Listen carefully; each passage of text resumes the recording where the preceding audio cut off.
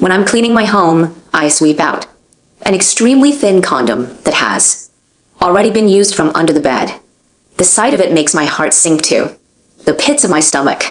I'm severely allergic to latex, so there's no way I would ever use such things, just as I'm contemplating whether I should ask my fiancée, Shelley Hartman, about the condom. She sends me a voice message on WhatsApp. At that moment, babe, I have a company dinner to attend tonight, so I won't be going home for dinner. I might be home later than usual. You can just go to bed early. There's no need to wait up for me. Love you so much. Suppressing my rage, I asked Shelley, where's your team building at? She paused for a few seconds before sending me an address. I immediately grabbed my keys and headed over. The moment I stepped into the restaurant, I spotted Shelley sitting by the window. There was no team building event at all. It was just her and her boss, Russell Wilkins, having a candlelit dinner.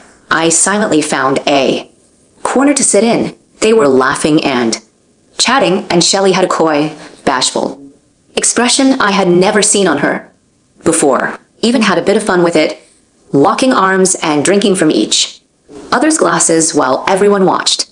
Then came an even more glaring sight.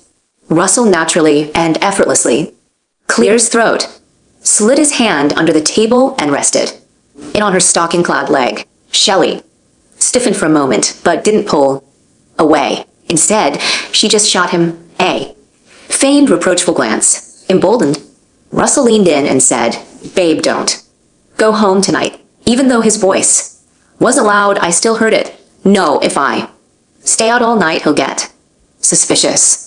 Shelley replied hesitantly, Eminencia. Russell let out a contemptuous chuckle. You mean Emery Sullivan, that pathetic junior employee? What can he give you? The stability of being broke.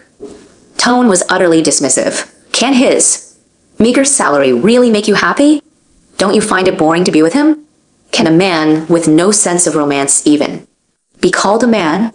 Instead of speaking up, for me, Shelley just looked down and fiddled with her wine glass. I sat in the shadows, my blood rushing to my head. I wanted nothing more than to storm over and land a few punches on Russell, then grab Shelley and demand an explanation, but I managed to hold back.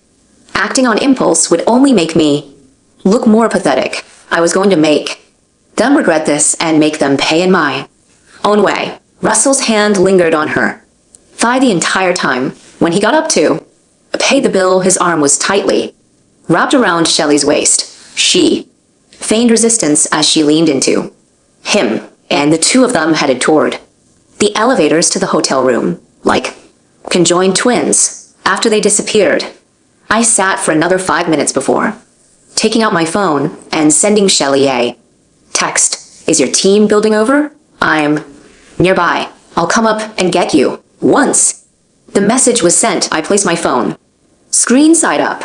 I pictured her in some room upstairs, flustered the moment she saw the message. Half a minute later, Shelley called and said in a flustered tone, you don't have to do that. We're still playing games, so it'll be a while, maybe an hour or two. It's hard to say. You should head back. I'll just take a cab. It's fine. I'm not in a hurry.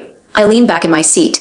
I'll wait for you downstairs. Come down when you're done, or tell me the room number, and I'll come up. Don't come up.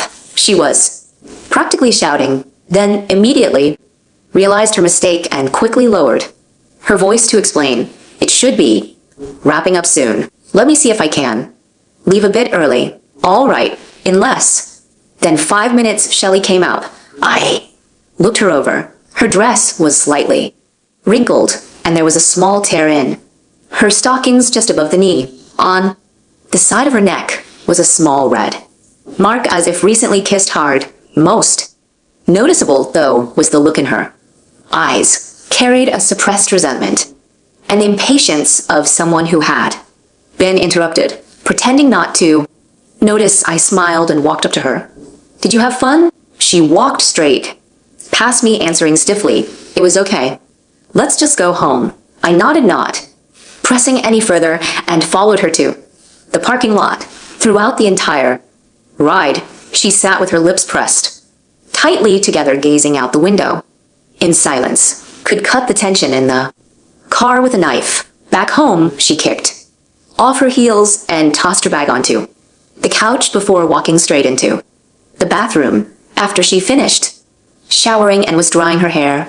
As she walked into the bedroom, I asked softly, "Honey, it's been a while since we've been intimate. How about we do it tonight?" Her hand froze on her hair, and without looking at me, she replied, "I'm too tired. I worked all day and had to socialize in the evening, so I really don't have the energy right now." I had expected as much, so I simply replied, "Okay." Just then, the phone on her nightstand lit up. On the screen flashed the name Russell. Shelley immediately grabbed the phone and answered it while saying to me, "There's something going on at work. Go ahead and sleep first."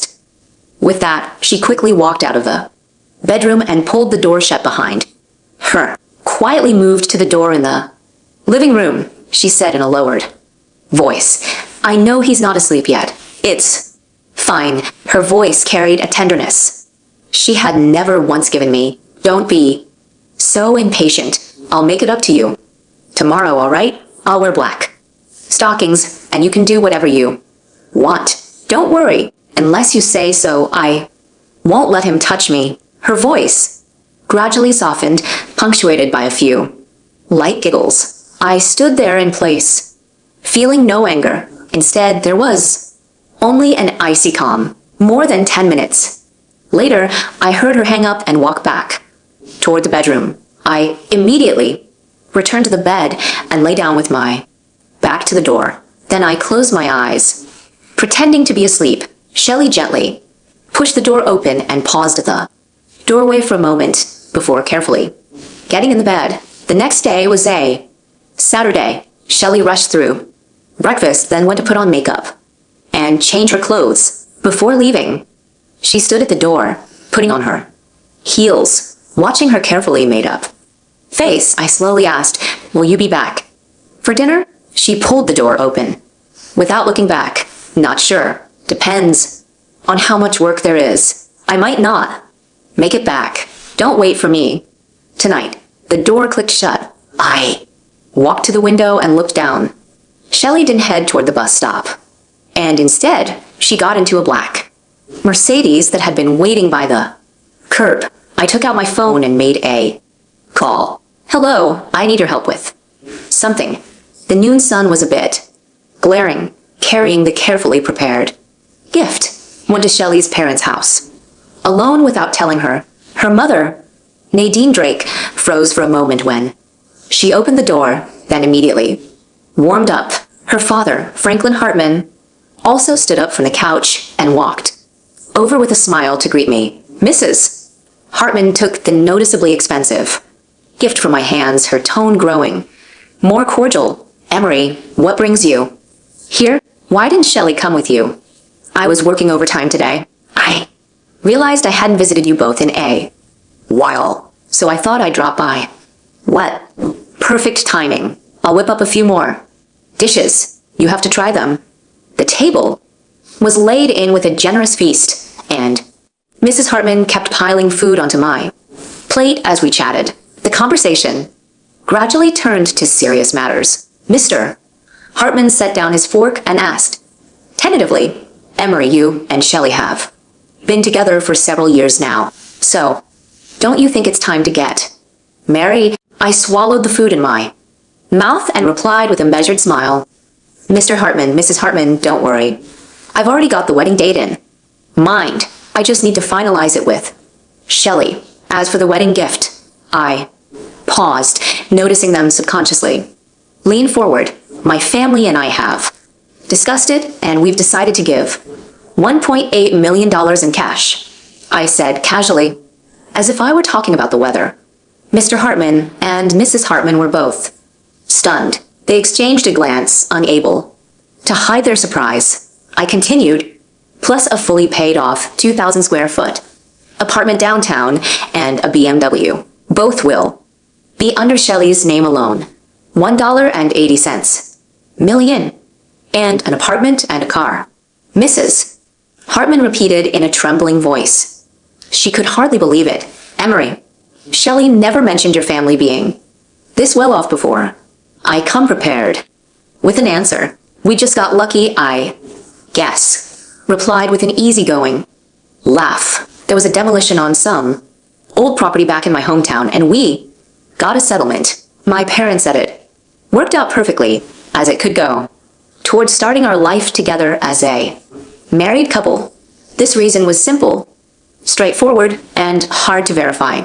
The doubt on their faces vanished in an instant, replaced entirely by a pleasant surprise. Mr. Hartman gave my shoulder a firm pat, his face beaming with happiness. Good, wonderful.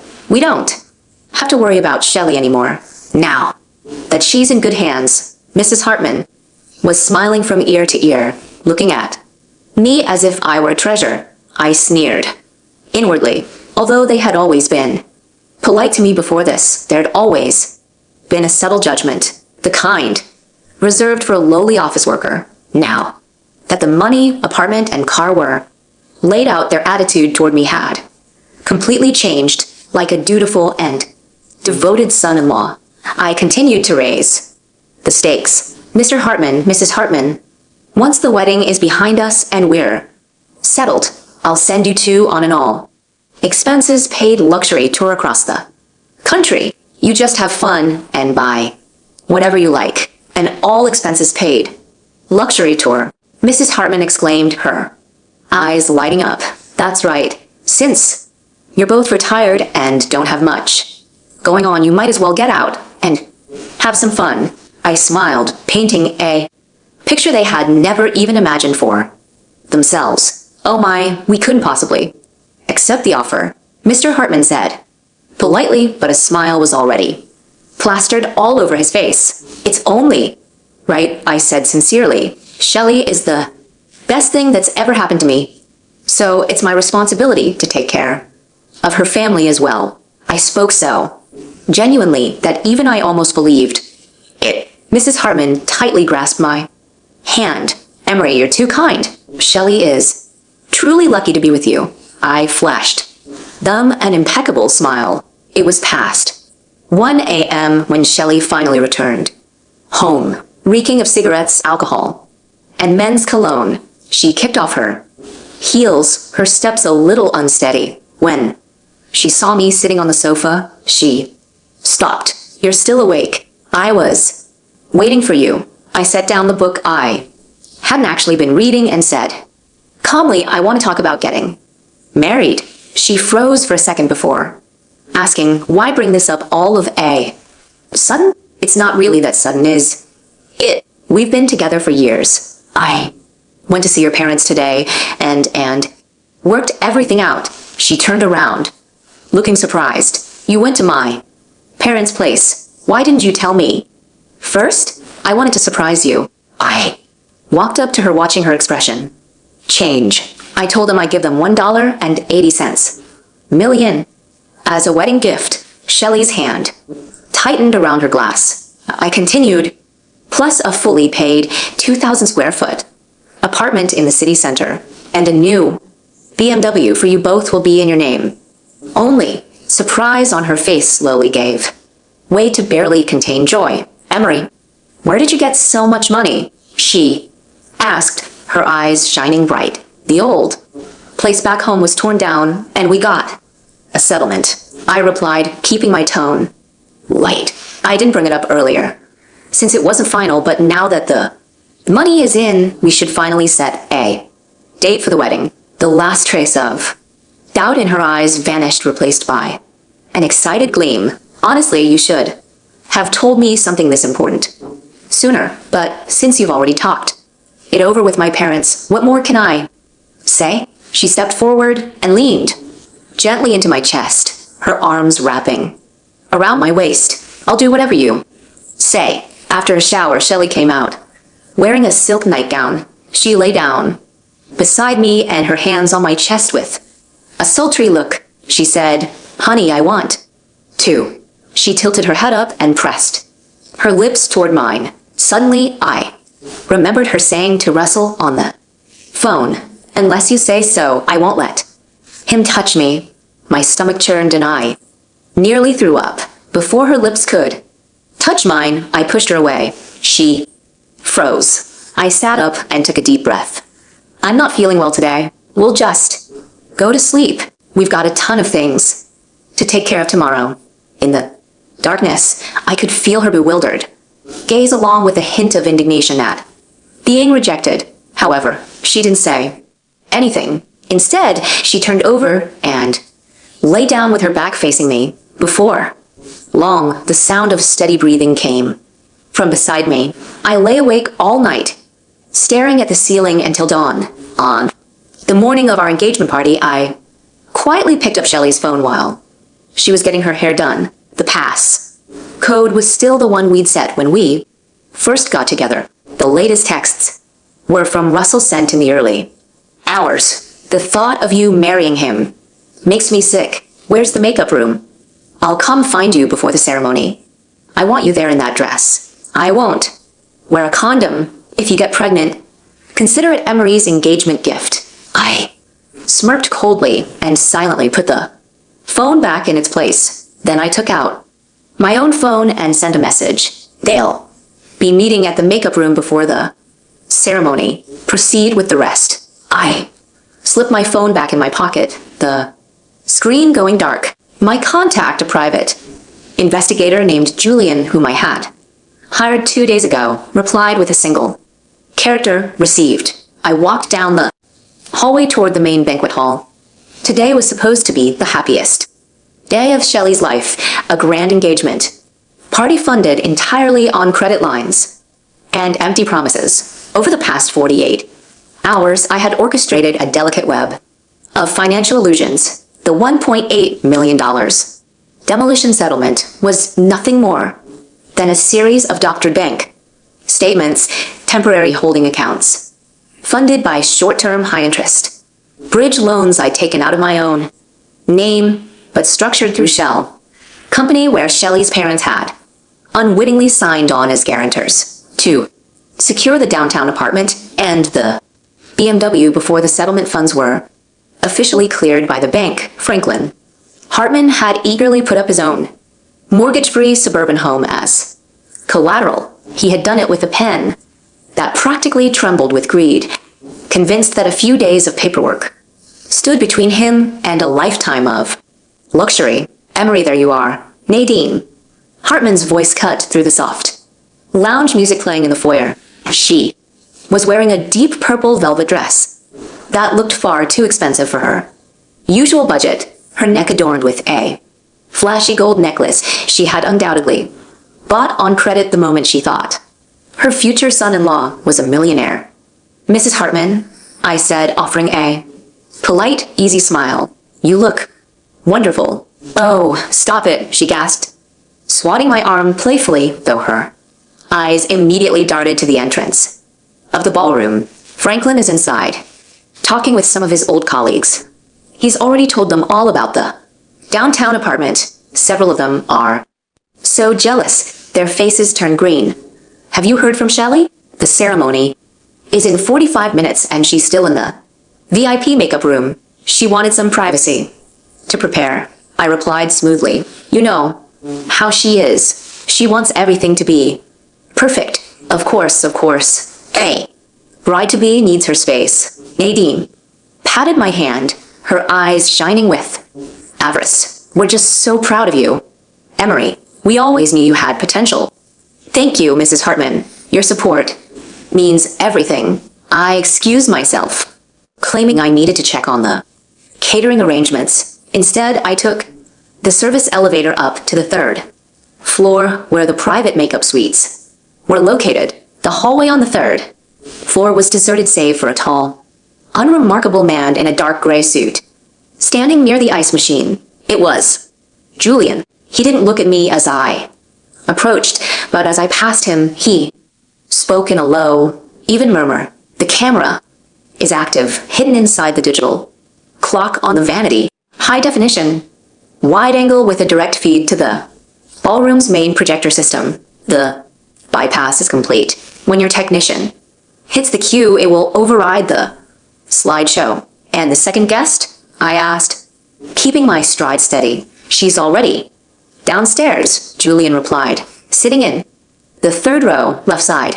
I personally delivered her VIP invitation. She thinks she's here to surprise her husband.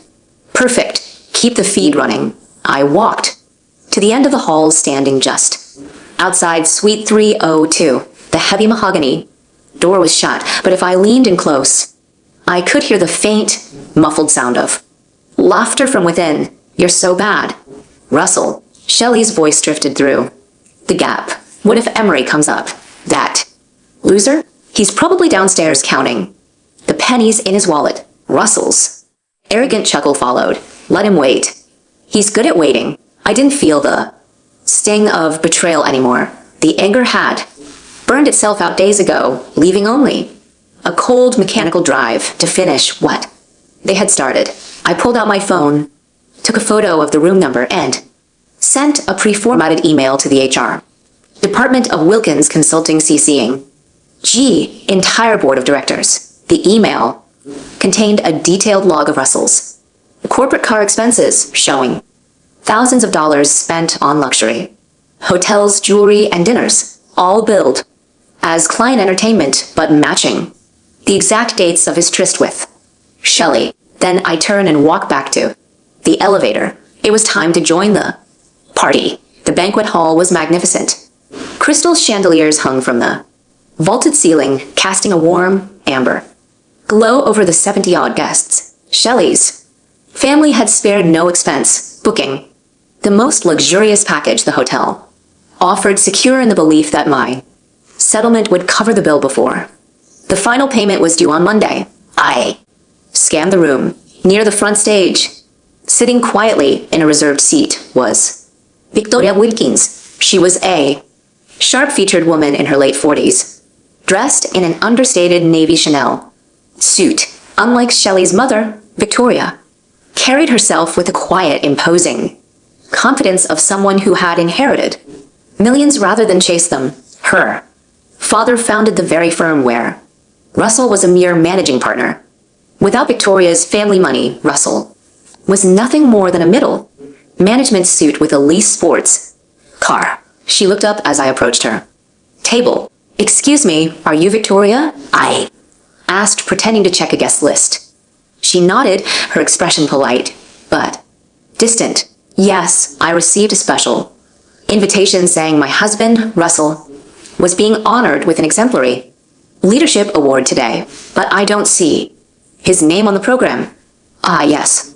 There was a slight change in the schedule, I said, offering a warm smile. We placed his segment right before the main presentation. We wanted it to be a surprise. I assure you it will be unforgettable. I see. Russell didn't mention anything about this to me, she said, her brow furrowing slightly. He told me he had a corporate seminar today. Well, men do love their secrets, I replied dryly. Please enjoy the wine. The show will begin shortly. I walked up to the AV booth at the back of the hall. The technician, a young kid named Leo, whom I had paid a generous cash bonus, looked up nervously as I tapped on the glass. Everything's set, Leo. The feed is live on my monitor, man. Leo whispered, his face slightly pale. Are you sure you want to go through with this? It's pretty graphic. I leaned over his shoulder and looked at a small preview monitor. The camera in Suite 302 was crystal clear. Shelley was leaning against the makeup vanity, her white engagement dress partially unzipped at the back. Russell was behind her, his hands gripping her waist, his face buried in her neck. They were talking, laughing, completely oblivious to the small black lens embedded in the digital clock 3 feet away. It's perfect, I said. When the master of ceremonies calls us up for the tribute video, count to 10, then cut the feed directly to the main projector. You got it, boss. I walked down the steps and took my place near the stage. 10 minutes later, the double doors of the ballroom opened and Shelley entered. She had retouched her makeup, but to an observant eye, her hair was slightly looser than it had been in the morning, and her lipstick was a fraction off its original line. She scanned the room, spotted me, and flashed a brilliant, radiant smile, the smile of a woman who believed she had successfully secured a life of luxury while retaining her high-status lover. "There you are, honey," she whispered, gliding over to lock her arm in mine. Her skin smelled of the hotel's complimentary soap mixed with a faint musky scent of Russell's cologne. "I'm so sorry I took so long. The makeup artist was such a perfectionist." "It's fine," I said, patted her hand. "You look beautiful. Did you check on the caterers?" "My mother said we need to make sure the champagne is chilled correctly. Everything is taken care of, Shelley. Trust me." At the front of the room, Russell Wilkins walked in through side entrance. He had adjusted his suit, smoothed his hair, and was now walking with his usual swagger, nodding to a few colleagues he recognized. He didn't look at Shelley, but as he passed us, a smug, barely perceptible smirk played on his lips. The master of ceremonies stepped up to the microphone, his voice booming over the speakers. "Ladies and gentlemen, family and friends, welcome to the engagement celebration of Emery Sullivan and Shelley Hartman. Before we begin the main dinner, we have a very special presentation, a look back at the beautiful journey that brought these two souls together. Please direct your attention to the main screens." The lights in the ballroom began to dim. A collective murmur of anticipation ran through the crowd. Shelley squeezed my hand, her face glowing with triumph. "I can't believe we're finally doing this." "Emery." "Me neither," I said softly. On the massive projection screen behind the stage, the video began. For the first 3 seconds, it was a simple slide of Shelley and me from our college days, smiling in front of a library. But then the screen flickered. A static line cut across the image, and suddenly the slide was gone. In its place was a live, high-definition video feed of Suite 302. The audio cracked to life, the high-end sound system of the banquet hall magnifying every whisper, every breath. "Don't worry. Unless you say so, I won't let him touch me." Shelley's recorded voice echoed through the hall, clear as a bell. The crowd went dead silent. On the screen, the video showed the immediate aftermath of their encounter. Russell was sitting on the edge of the velvet couch, buttoning his shirt, while Shelley stood in front of the mirror, adjusting her dress. "You really think the loser actually got $1 million settlement?" Russell's voice on the screen was thick with amusement. "It doesn't matter. Once you marry him, we'll use his money to fund our trips to Europe. He's too stupid to ever figure it out." "I know," Shelley's on-screen voice replied, her expression on the giant display turning cold and disdainful. "The way he looks at me is so pathetic. He actually thought I wanted to sleep with him last night. I had to pretend to be tired just so he wouldn't touch me. It makes my skin crawl." The silence in the ballroom was absolute, heavy enough to suffocate. I looked at Shelley. The color had completely drained from her face, leaving her a ghostly, translucent white. Her mouth was slightly open, her eyes locked on the screen in a paralysis of pure, unadulterated horror. "We what? What is this?" she whispered, her voice cracking. "Emery, what is this? Turn it off. Turn it off." She turned to the AV booth, screaming at the top of her lungs. "Turn it off. Someone turn it off." But the video kept playing. It transitioned to a recording from the restaurant 3 nights ago. Russell's hand sliding under the table, resting on her stocking-clad thigh. The audio was crystal clear. What can he give you? The stability of being broke. Can his meager salary really make you happy? The guests began to whisper, a rising tide of gasps, murmurs, and shocked exclamations. Nadine Hartman stood up from her seat, her face purple with rage and confusion. What is the meaning of this? Emery, do something. I didn't move. I stood there, my hands loosely clasped in front of me, watching the spectacle with a calm, vacant expression. Suddenly, a loud screech of a chair cut through the noise. Victoria. Wilkins stood up. She didn't look at the screen. She walked slowly, deliberately, down the aisle toward the front stage. Where Russell was standing, Russell was frozen, his face drenched in sweat, his chest heaving as he stared at his wife. Victoria, honey, it's not what it looks like, Russell stammered, his voice cracking. It's a setup. Someone edited this. Slap. The sound of Victoria's palm striking Russell's cheek echoed through the silent hall. It was a precise, measured blow delivered with the full weight of her family's legacy behind it. You are fired, Russell, Victoria said, her voice dripping with an icy, aristocratic contempt that made the entire room shiver. And you'll be served with divorce papers by Monday morning. I expect you out of my house by tonight. Do not touch anything that belongs to me. Victoria, please, let me explain. She turned on her heel and walked out of the ballroom, her head held high, not sparing a single glance for the ruined man behind her. Russell took a step to follow her, but his legs seemed to give way. He slumped against a decorated pillar, his expensive suit looking suddenly ridiculous under the harsh glare of the projector lights. Emery. Shelley fell to her knees, grabbing the hem of my trousers. Tears were streaming down her face, ruining her expensive makeup, leaving dark, ugly streaks down her cheeks. Emery, please. It was a mistake. He forced me. I didn't want to. I love you. I swear I love you. I looked down at her. For the past 3 years, I had loved this woman with everything I had. I had tolerated her moods, her high demands, her subtle put-downs, believing that relationship took sacrifice. Now, looking at her, kneeling at my feet, I felt absolutely nothing. The settlement money isn't real, Shelley, I said, my voice quiet, but carrying clearly in the silent room. She froze, her tears stopping for a fraction of a second. What? There's no $1.8 million. I continued, offering a pleasant, conversational smile to her parents, who were now standing frozen in the aisle. There was no demolition. I made it all up. You lied to us.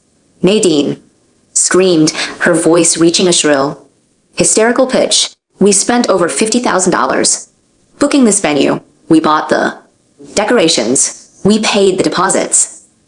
Actually, it's worse than that, Mrs. Hartman, I said, turning my gaze to Franklin, who looked as if he were about to have a stroke. Your husband signed the guarantor documents for the downtown apartment and the BMW to secure the holding contracts before the settlement cleared. He put up your house as collateral. The bridge loans I took out to facilitate those contracts are in default as of this morning. Franklin's eyes went wide. He clutched his chest, his mouth opening and closing like a fish out of water. No, the lawyer said the documents were just a formality. The lawyer works for me.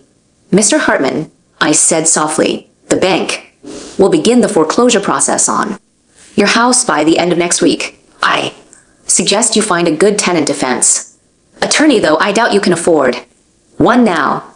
You monster, Nadine shrieked, lunging toward me. Before she could reach me, Julian and 2 hotel security guards stepped in, blocking her path. Please escort the Hartman family out of the venue, I told the guards. They're no longer welcome here. Emery, you can't do this to us, Shelley sobbed, wrapping her arms around my legs, her voice hoarse and desperate. We're supposed to get married. We've been together for 3 years. You can't just throw me away. I gently but firmly unlocked her fingers from my trousers. I took a step back, looking at her one last time. I didn't throw you away, Shelley. I said. You threw yourself away. I just made sure everyone was watching when you did. I turned my back on her and walked toward the exit. Behind me, the ballroom erupted into a chaotic storm of shouting, crying, and the frantic whispers of 70 people who had just witnessed the complete and utter demolition of 2 families. 6 months later, the autumn wind was cool.